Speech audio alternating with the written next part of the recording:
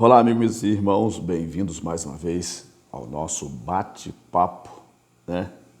Que esse canal, claro, haverá momentos que poderemos falar de outros assuntos, mas é um canal direcionado a temas religiosos, tá? Sou servo de Deus e de alguma forma quero apresentar aqui, né, uma palavra, uma mensagem, de forma que eu possa, de alguma forma, ajudar alguém, tá certo? Agora eu digo bate-papo porque é como se eu estivesse numa janela conversando com você, tá bom? Em outro momento posso até postar alguma coisa, louvores, mensagens até de alguns eventos que podemos participar, né? Mas quando é uma conversa assim, digamos, em que eu preciso explicar pausadamente algum assunto, talvez eu não crio ênfase, né? Aquele calor da mensagem. Que às vezes você está falando em público, né? É uma soma de fatores que faz com que você vibre também. Você vibra diante de Deus, as pessoas vibram com você por causa do ambiente. Mas como nós estamos aqui, já é de manhã cedo, eu digo bate-papo matinal, porque são 5 horas e 46 minutos, tá? Para quem não sabe qual o dia de hoje, hoje é 21 de abril, tá? Aqui no Brasil celebra-se o feriado em memória a Tiradentes, né? Tem toda uma história que uma hora a gente vai contar. Tá. Paralelo a isso, eu quero assim dar ênfase também, até porque, por todo o contexto histórico, por tudo que se desencadeou até aqui, eu quero fazer aqui uma ênfase, né? Colocar em evidência a nação de Israel. Hoje completa, hoje não, nesses dias, né? Nessa semana, completa 73 anos de independência, tá? O Estado de Israel tem completado 73 anos de independência.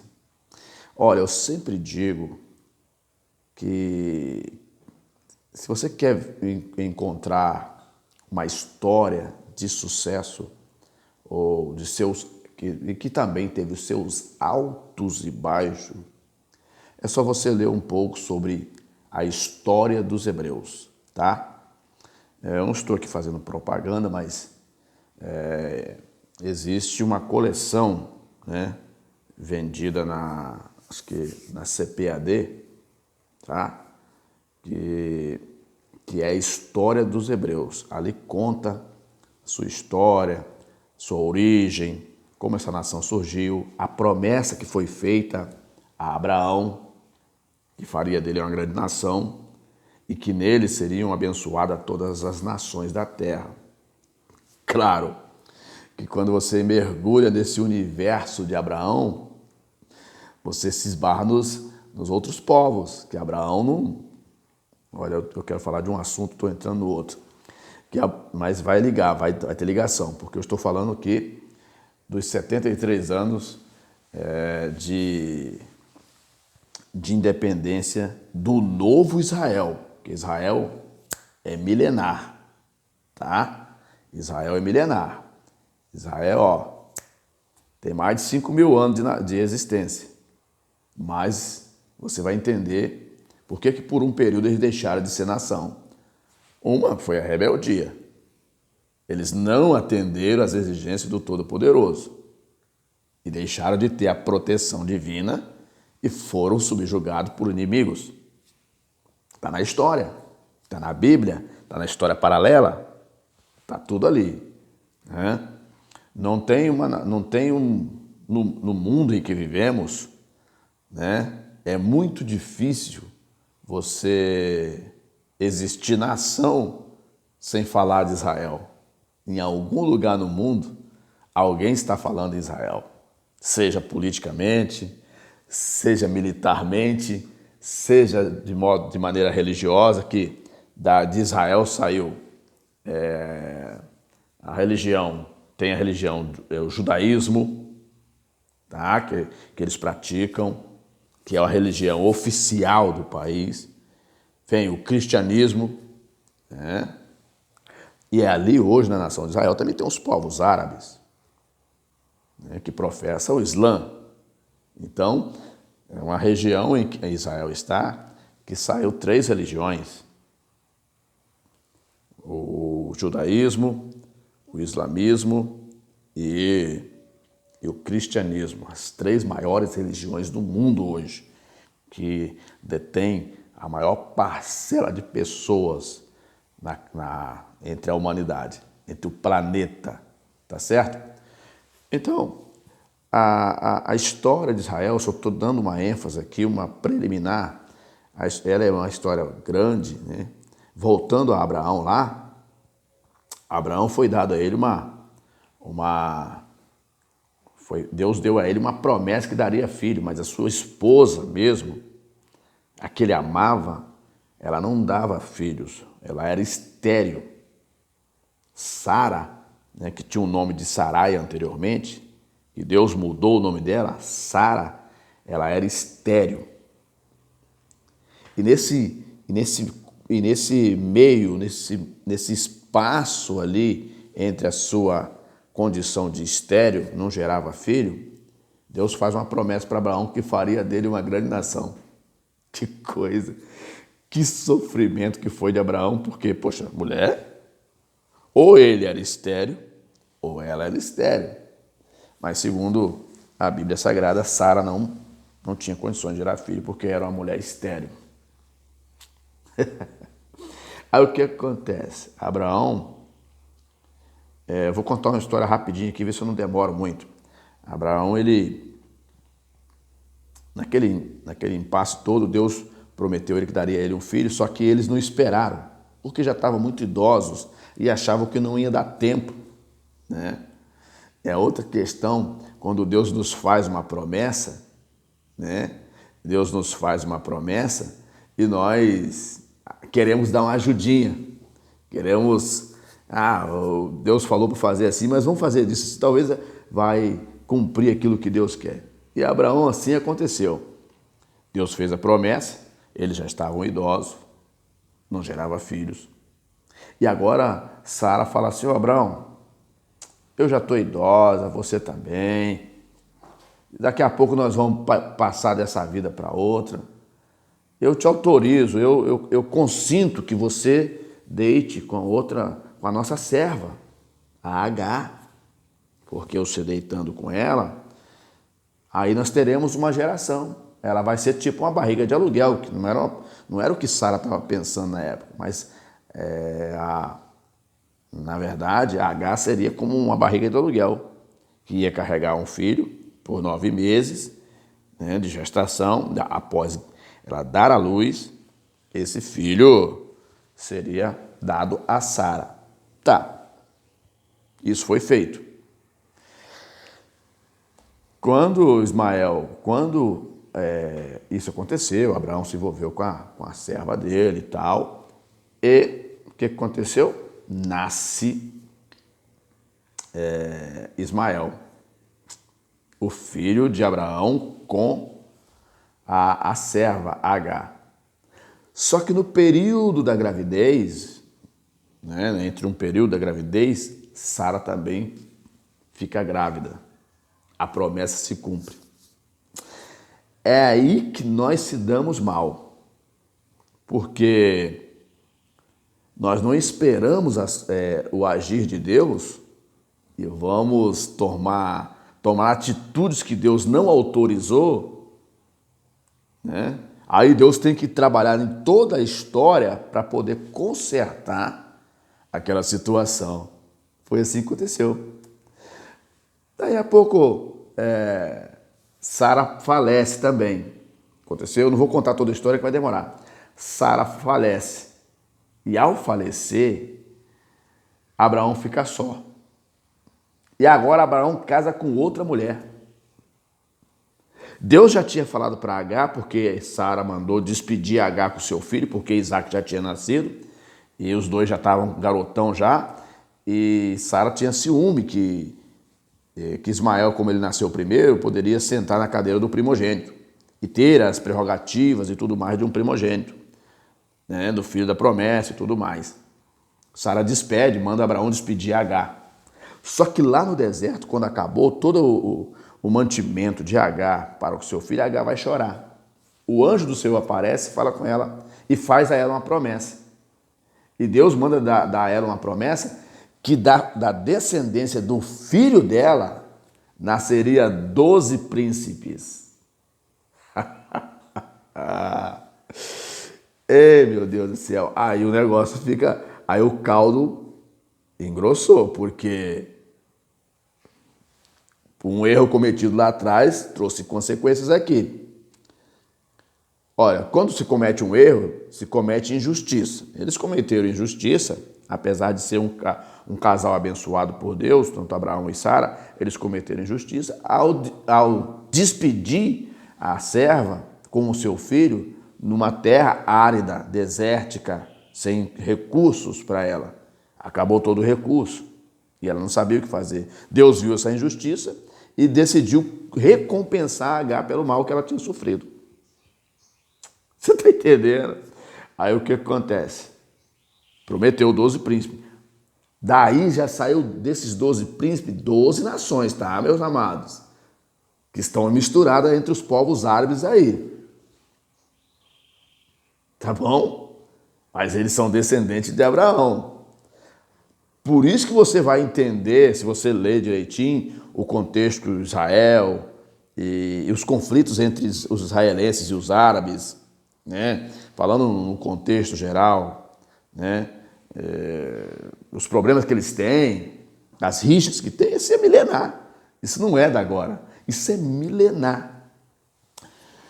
Tá, Abraão agora, depois que tem essa questão aí dos 12 príncipes, mais a descendência que nasceria de Isaac, o filho da promessa, que ele nasceu,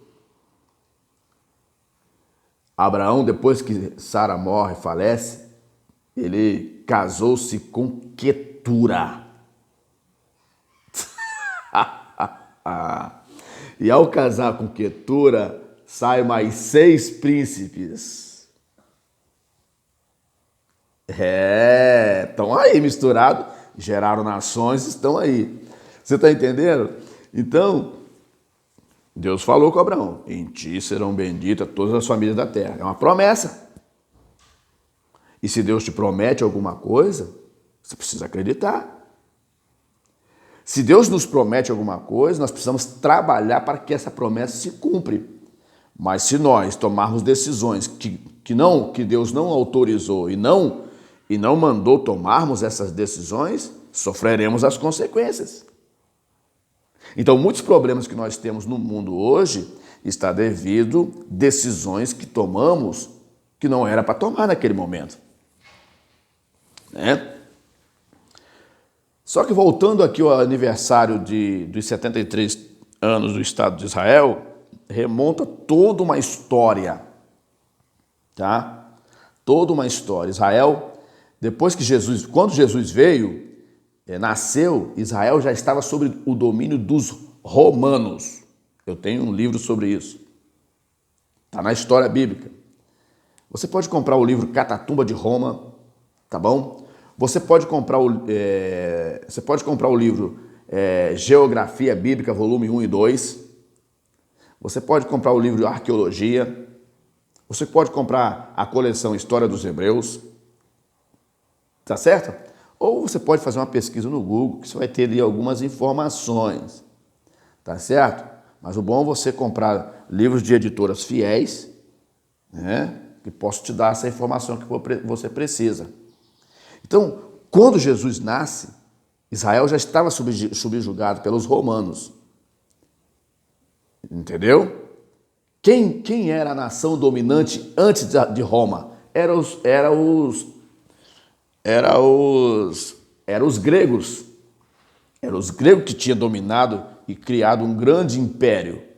Roma veio e abateu o Império Grego e assumiu o controle de nação dominante. O Império Romano. cai o Império Grego e ressurge ali o Império Romano. Tá. Porque todas as nações que os gregos, a maior parte das nações que os gregos tomaram, os romanos tomaram e subjugaram, inclusive Israel. O que aconteceu? Por volta do ano 70 depois de Cristo, 70 depois de Cristo. Olha só para você ter uma ideia. Israel é tomada definitivamente pelos romanos, né? Porque quando o Império Romano ele subjugou Israel, ele não interferiu nas suas crenças, nos seus costumes, só tomou, vocês podem viver normalmente, mas quem manda somos nós. Mas houve um momento de muitas rebeliões, de muitos levantes.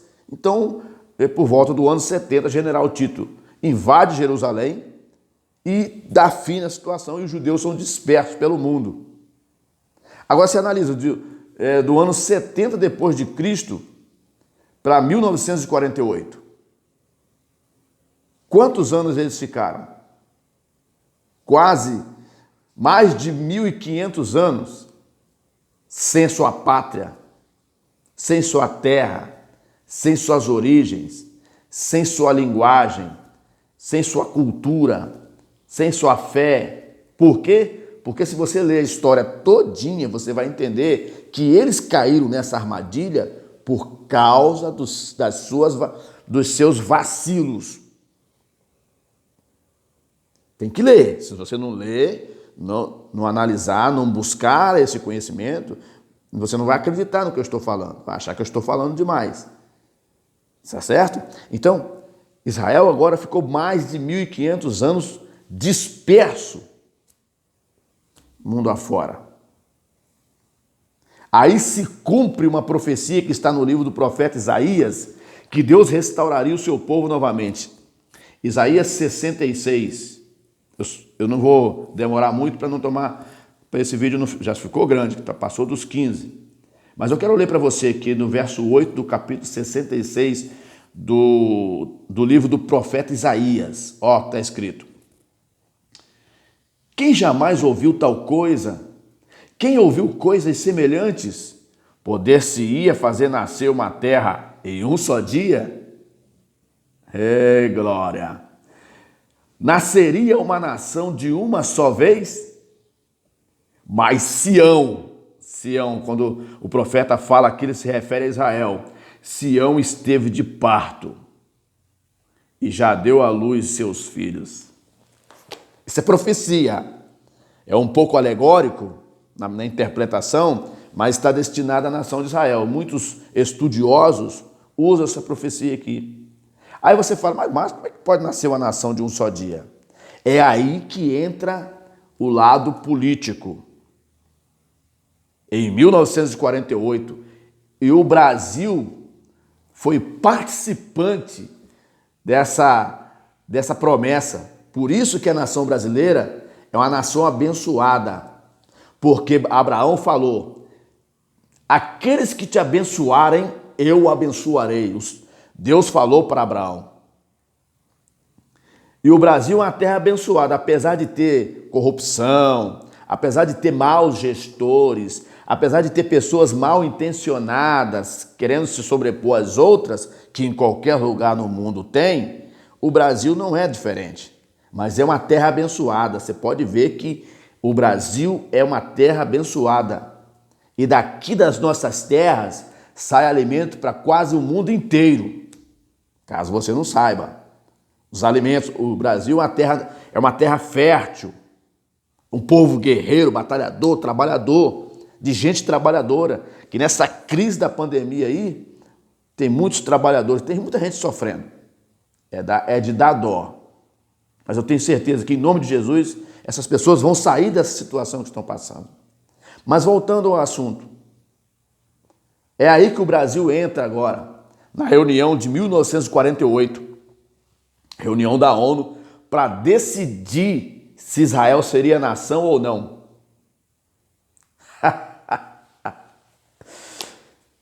Aí o que acontece? Vota-se. Aí fizeram a eleição para votar. Teve empate. E você sabe quem que deu o desempate? Né? Foi o brasileiro Oswaldo Aranha, se não me engano, que ele era o presidente daquela reunião daquele dia.